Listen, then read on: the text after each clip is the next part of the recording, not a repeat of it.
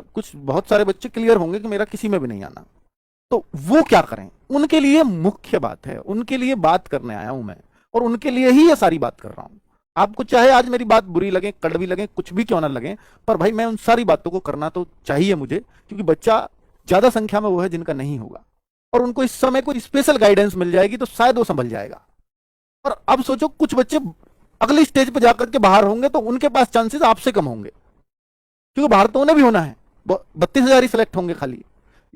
UPSI में कुल 4543 बच्चों का सिलेक्शन होगा, होमगार्ड में 41,000 बच्चे सिलेक्ट होंगे, बाकी सब तो जो पास करेंगे सब बाहर ही होंगे, है ना?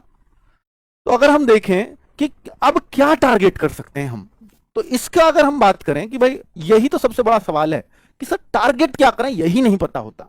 तो मैं इसके बारे में शायद थोड़ा सा आपको गाइड कर पाऊंगा आज, क्योंकि बच्चों देखो कई सारे बच्चे हैं, कुछ तो बच्चे हैं जिनकी हाइट 170 सेंटीमीटर हो सकती है, तो उनके लिए दिल्ली पुलिस और एसएससी जीडी जैसे चांसेस हैं, अगर एज भी है तो। कुछ बच्चों की एज भी नहीं होगी और हो सकता है हाइट भी ना हो, तो उनके लिए यूपी वाले बच्चों की मैं स्पेशल बात कर रहा हूं आज। उन बच्चों के पास चांस बचता है यूपी ट्रिपल एससी मेन।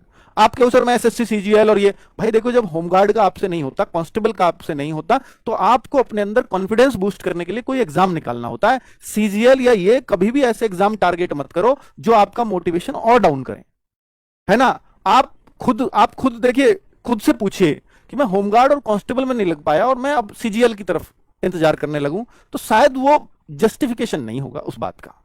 तो आप ऐसे टारगेट, कोई कह लगे मैं चलो यार मैं कांस्टेबल नहीं बन पाया, होमगार्ड नहीं बन पाया, आईएएस बनूंगा, ऐसे नहीं बनते भाई, ऐसे टारगेट्स मत सेट करिए।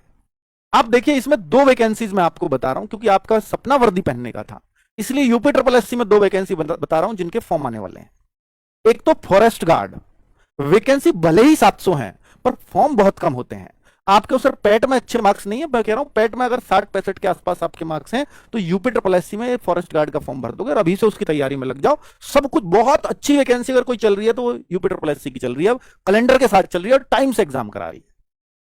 टाइम से एग्जाम होने की बात मैं कर रहा हूं, मैं ये नहीं कर रहा कि हाँ पेपर में ये गड़बड़ वो गड़बड़, वो सारी बातें एक तरफ। फिलहाल मैं टाइम से एग्जाम कराने की, टाइम से फॉर्म निकालने की बात कर रहा हूं, तो वो सही चल रहा है फिलहाल इनका तरीका। ठीक है, एक और वैकेंसी है इसमें फॉरेस्ट गार्ड, आबकारी सिपाही। आबकारी सिपाही की एक और वैकेंसी है जो बहुत ही बढ़िया वैकेंसीज है, तो उसको भी जो दारू वगैरह पकड़ते हैं ना, वही नशे वाली चीज, वही आबकारी सिपाही होता है, तो उसमें बड़ा इंटरेस्ट आएगा। ठीक है, तो वो वाले चांस 2 अच्छे चांस है, चाहे आप यूपीएससी से बाहर हुए हो, चाहे आप होमगार्ड से बाहर हुए हो, चाहे आप कांस्टेबल से, क्योंकि 40 साल एज होती है, कोई भी फॉर्म भर देगा इसमें। तो इसमें ना एज की दिक्कत है ना हाइट की दिक्कत है, क्योंकि कांस्टेबल के बराबर हाइट है या उससे कम ही है थोड़ी बहुत।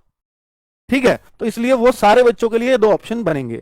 बाकी क्या यूपी पुलिस में दोबारा भर्ती आ रही है, बहुत सारे बच्चे ये भी बात पूछ रहे हैं कि सर टारगेट क्या करें, तो यूपी कांस्टेबल की वैकेंसी पर बहुत सारे बच्चों को डाउट है।